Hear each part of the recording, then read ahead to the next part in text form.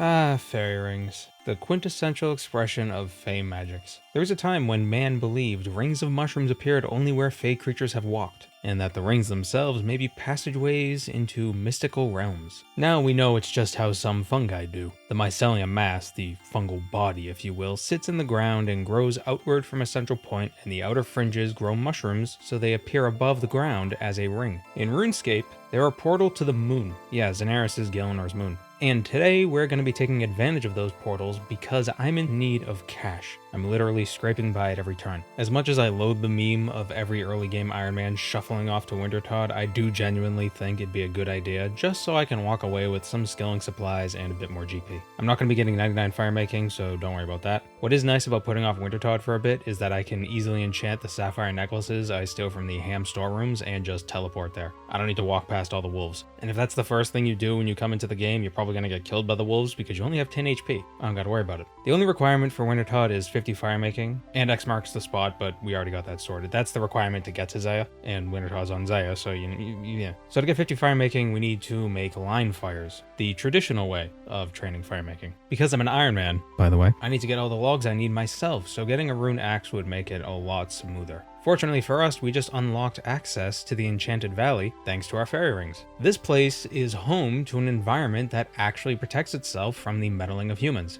At least it protects itself immediately. It doesn't do us in over the course of decades with ever-strengthening natural disaster. Oh, 'tis the folly of man. In this valley, if you try chopping a tree spirit will attack you, the same monster that used to serve as one of RuneScape's dangerous random events. These tree spirits drop various axes up to rune, nature runes, and some herbs here and there. But most importantly, they're easily safe spottable, and they're rather weak to magic. They also drop mithril axes, one of which we'll need when we do animal magnetism. I tell you how many I had to kill for this drop, but I didn't check the loot tracker at the time, and I can't seem to find the search function in RuneLight's thing, so I can't look back and check. I think it was around 20 kills or something. It wasn't very many. A good place to train firemaking pre-Wintertodt is here on the Isle of Souls. All you need is 35 woodcutting and 35 firemaking, and there's a fairy ring just a short jaunt to the east. The one problem here is you have to cut and then burn. You can't bank them, at least not easily. So maybe it's the most efficient way to get 50 firemaking, but it ain't the most preferred way to get 50 firemaking. For me. No, I'm gonna go full nostalgia mode and I'm chopping Draenor Willows. This place makes me feel comfortable, makes me feel safe. And it's one of my memory touchstones. I don't know if this is something that happens to everyone or if it's just how my neurotic brain works, but a lot of my memories chunk together. You know how smells can trigger memories? Well, I have that, but with video game locations. RS3's Dominion Tower is linked to Deus Ex Human Revolution. World of Warcraft, Wrath of the Lich King on my level 70 human paladin is bound to my memory of making an apple pie for the first time for Thanksgiving in 2008. And chopping Draenor's Willows will always come with a silent soundtrack, Pain by 3 Days Grace. Burning Willows reminds me of the sausage episode of Good Eats because I had it on in the background one time while burning willow logs behind the bank. Although this time around, I'm gonna burn the logs in Varrock, not because it's more efficient, but because it's easier. It just so happens to also be more efficient. I don't understand why furries get such a bad rap, specifically the ones that dress up in animal costumes. I mean, they found something they enjoy, they found a community that they can share that enjoyment with, they certainly seem happy, and I'm sure artists love them because they're basically the modern day equivalent of a medieval art patron. Some of them shell out big bucks to artists. I'm not a furry though. I'm not wearing this getup because I enjoy dressing up like animals. I just like the humiliation of it all.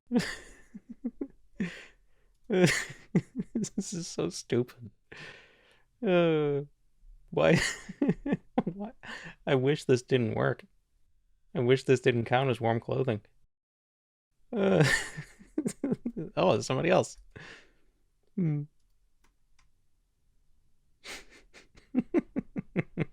Okay, I can't be the only one who experiences this. Wintertodt input reads. There's no way it doesn't. You'll fletch the log, and your guy will do 3 little cuts with a knife, but before the action finishes, the boss will damage you and interrupt the fletching, so you have to reinitiate it. Then it does it again, and again. I swear on more than one occasion, going from 50 to 60 firemaking, I was basically stun locked by this blustery little shit. What I don't understand is why it interrupts fletching and burning, but not woodcutting. That's not to say I wanted to interrupt woodcutting. That'd be absolute ass. But why not woodcutting as well? What was the design choice there? It makes me not want to fletch. It just creates more opportunities to be interrupted. so why Fletch? You know what? I overestimated how good the loot would be from this. I was hoping I'd get, I don't know, 25 or so thousand GP after a dozen kills, but I was way off. Ain't no one ever got filthy rich by being honest. Let's start stealing. Since we have 30 thieving, the obvious first choice is to do the feud quest. Not only does it give a ludicrous amount of XP, but it also unlocks blackjacking, one of the best thieving training methods in old school. My carpals fear the thought, they have no mouth, and they must scream. Okay, little snake, let's calm you down with a nice, relaxing song. There we go. I forgot you had to fight a guy during this quest. Damn it. It turns out wearing gear helps. The other bandit was easier to deal with, and he dropped an adamant scimitar, the perfect upgrade for our adamant sword. A rune sword would be better, and Scavo does sell one in the Champions Guild, but GP. We get 37 thieving from this quest, but we need at least 45 before we can actually start blackjacking the bandits in Polnivnic. The best XP at this level, around 30k per hour I believe, is by stealing from fruit stalls in the Hasidius region of Kharid. Hear that, guys? We finally get to enjoy Zea's amazing and revolutionary favor system. I'm so excited.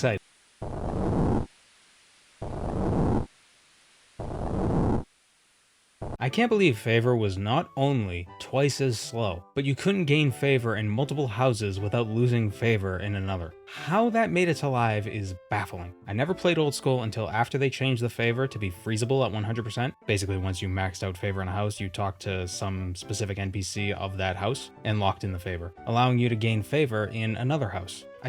Why? Why so convoluted? Imagine, it's like if you lost attack XP because you got better at ranged combat, and you could only stop the XP loss once you got 99 in one of the skills. Yeah, the favor grind might not take as long as getting 99, but the idea is the same. Fortunately, that was changed. A lot's changed with Zea since its inception, and I'm really excited to start questing over here, exploring the land, seeing the stuff it has to offer. One thing I really like about this place is how much useless stuff there is lying around. That sounds weird, but let me explain. There doesn't need to be something to do in every nook and cranny. Sometimes it's fine for a place to just exist. You know, maybe there's a magic tree somewhere super far from a bank that you would never think to cut. Why is it there? I don't know. It's just nice. It's nice to be there. It's just a little bit of flavor, a little bit of garnish, a little piece of parsley to put on the side of your dinner plate. Hasidius is thankfully one of the easier houses to get favor with. You start off by plowing their fields to get 5% favor, then you can make sulfurous fertilizer by gathering saltpeter from their saltpeter piles and adding it to regular compost. After making a bunch of them, I noticed they weren't notable, and I had to bring them all to this lady in the middle of the saltpeter piles. There was a tool leprechaun there and everything. I could have just made the fertilizer right there while I gathered the saltpeter and turned it in immediately, but because I waited to do it all in the bank, now I have to run back and forth, delivering 28 things of fertilizer every single time, instead of just...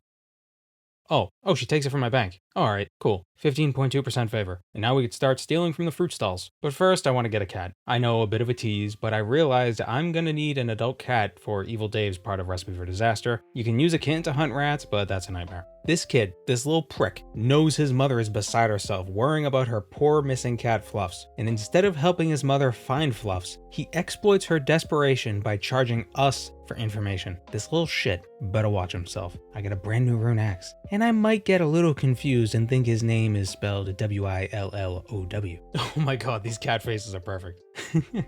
They're kittens and they're already so done with it all. So you're never gonna believe this, but I kind of pivoted. I do still want to do some blackjacking, but I'd also like to get the rogue's outfit as soon as possible, so I need 50 agility alongside 50 thieving. Of course, the smart thing to do would be to park myself at an agility course and just train agility, but that's not the just background noise way of doing things. The just background noise way of doing things is doing quests. First, let's do Death Plateau, just to get it out of the way. It's a prerequisite, basically, for all the troll-related quests. And now we get Smith Claws. Isn't it kind of crazy that some animals are just born with these things on their hands? Friggin' Freddy Krueger hands built into their biology. Cats have switchblades on each finger, except cheetahs. Their claws don't retract because they're more used for traction when running rather than grabbing prey. That said, not as sharp as other cats' claws doesn't mean dull. Still wouldn't want one giving me a high five, you know? I begrudgingly ran the Valk course a few dozen times until 40 agility, then moved on to the Canifis course. What's nice about this course is that 1, it's small. The end of the course is really close to the beginning of the course, unlike the Kharid or Valk courses. And 2, 2, unlike other courses, the rate at which you get marks of grace here doesn't decrease when you significantly outlevel the course. Usually if you're 20 levels above the course's required level, the mark rate tanks to 20% of its usual rate, but not for the Canifis course.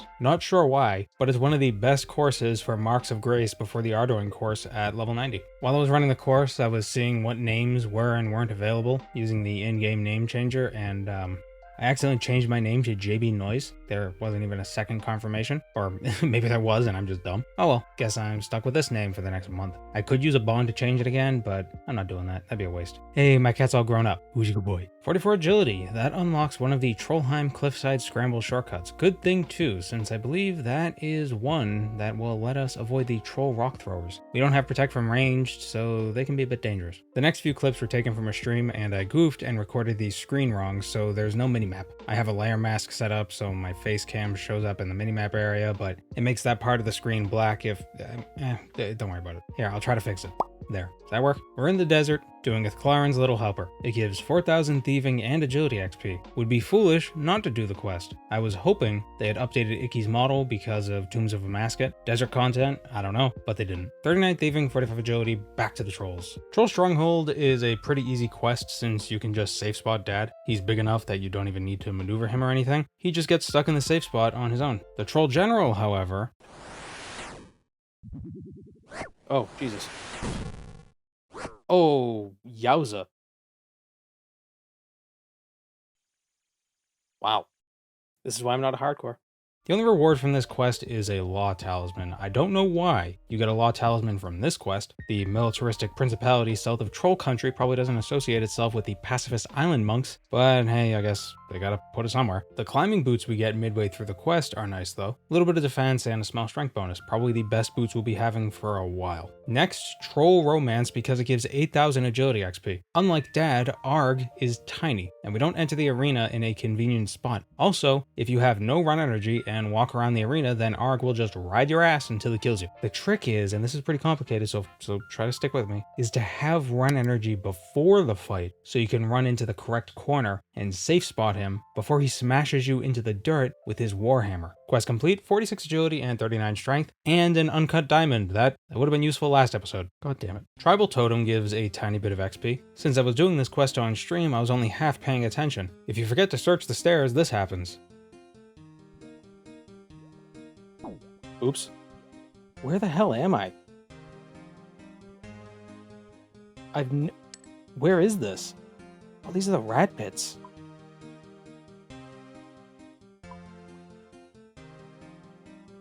Weird. Never seen that before. The rat pits don't exist in RS3 anymore, so I really wonder where this quest would send you if you screw up like that. Fight Arena also gives thieving XP. Typically people do this quest for attack XP, but I'm unique and cute. Oh, Kharid looks cool. I love seeing how the old school devs create new models while still preserving that old school aesthetic. There's that bad graphics machine meme that floats around from time to time, but making these models can't be easy just because they're simple. The challenge comes from the limited resources. It's like trying to draw a rainbow, but all you have is a number 2 pencil. You can do it, but it won't be easy. Gonna have to use a lot of shading techniques, I guess. Since I was in the area, I did Tower of Life. It gives a little bit of thieving XP, but not enough to get me a level. 18 construction though. Alright, let's finally get to stealing from these fruit stalls. Oh, I can't take any of these apples. They aren't my apples. Alright, steal from fruit stall. I dropped all the stuff I stole except for the strange fruit and the Golova Nova fruit tops. Also, I'm pretty sure Golova Nova is something from a Dr. Seuss book. The old school devs love Dr. Seuss. The strange fruit restore run energy, and they'll be useful for Monkey Madness and Desert Treasure for those parts we have to run through absurdly long caves. The fruit tops are used for making botanical pies, which boost your herblore level by 4. Spicy stews can give a higher boost of +5, but the pies are a guaranteed +4. I don't know when I'll need them, but it'll be good to have them. Ironman game mode, hoard everything. It didn't take that long to get to 45 thieving, and I got 44 strange fruit and 25 Golova Nova fruit tops out of the deal. Now, it's time to get the blackjacking. After spending a bit of quality time with these bandits, I noticed something hugely significant. So you know how if a bandit catches you trying to bludgeon him, you can quickly try to pick his pocket and interrupt his aggression? Well, if you have a full inventory, or if you have the maximum amount of coin purses in your inventory, you'll fail to pick the bandit's pocket, but it'll still interrupt him, keeping you out of combat. This is something I've known for ages, since since back when Zarfot made a guide about it. Anyone remember Zarfot? Anyway, here's something I didn't know. If you fail to blackjack the bandit, but successfully interrupt their combat, you can immediately blackjack them again. You don't have to wait around for the Tweety birds above your head to go away. You're not actually stunned. This improved my XP per hour substantially, since I wasn't standing around like a moron every time I was caught. The problem, however, is that this turns into a game of chicken. Every time I failed to knock him out, he hit me for 4 damage, but I'd quickly try to pick his pocket then blackjack him again. Usually the second blackjacking would connect and he'd fall over, but if it didn't connect, he'd punch me again. So I'd pick his pocket and try to smack him another time. You get into a trance-like groove and forget you're running out of health. You don't want to interrupt your flow by eating food, so you keep trying to knock the bastard out until you finally have less than 5 health left. Surely, this next swing won't fail, you say to yourself, brimming with confidence. Then you fail one more time and die. Dying isn't a huge deal, but when you can't get to Polnivniche very fast and your house isn't in Polnivniche, it's a little annoying. Every successful pickpocket is worth 65 GP, and you can pick an unconscious bandit's pocket twice before he wakes up. The lower level bandits that require 45 thieving, not the 55 thieving ones. With the full rogue's outfit, this doubles to 130 GP per pick. Once I got 50 thieving, I packed up my blackjack and returned to the Canifest agility course and ran it over 200 times to get 50 agility. I went to the Rogue's Den and first spent my marks of grace on a pair of graceful leggings. I went with the leggings because they give the most weight reduction per mark, and it's the only piece of leg armor that reduces weight. As useful as graceful is, it won't be helping us in the Rogue's Den minigame at all, since we can't bring any items in with us. You might think Runelight makes it really easy since it marks everything on your map, but the thing is, it does. There was a time where the loot from this minigame was completely random. You could get the same piece of the outfit multiple times in a row. They changed it, thankfully, so you get a crate containing a piece of the rogue's outfit of your choosing. Obviously, you'd choose a different piece than you already own. I mean, I guess you could misclick, and that would really be annoying. There's also a chance of getting a rogue's kit instead. It is totally useless. The wiki outlines a few specific scenarios where it might be useful, but it's not. I can't, even in the scenarios they've dreamt up, I can't imagine anyone actually employing that method. I can't imagine somebody saying, oh, to make this easier, I'm gonna go do the Rogue's Den minigame and get rogue's kits. No one who would do that. It's a one-time use item that can transform into a chisel, rope, tinderbox, or spade. What's the point? Now, if it were like an actual Swiss Army knife where you could take the tool out, use it, and then put the tool back, maybe it'd be useful, but that's very similar to a tool belt, and I know the old school player base is very hesitant to let anything even remotely similar to a tool belt into the game. Let me explain just how lucky I was with this. When you crack a wall safe at the end of the maze, the game rolls a number from 0 to 199. If it's less than or equal to my thieving level, 50, then I roll for a rogue's kit or a crate. If it's greater than my thieving level, there's a 50% chance that I'll be ejected and get nothing, or a 50% chance that my thieving level will be drained by 1 and still receive loot. So 25% of the time I get loot. 50% of the remaining 75% of the time, I also get a loot roll. This means I have a 67.5% chance of getting loot of some kind. And then from there, there's a 37.5% chance of not getting an outfit crate. This means every attempt I have about a 40% chance of getting an outfit piece. First run, rogue kit.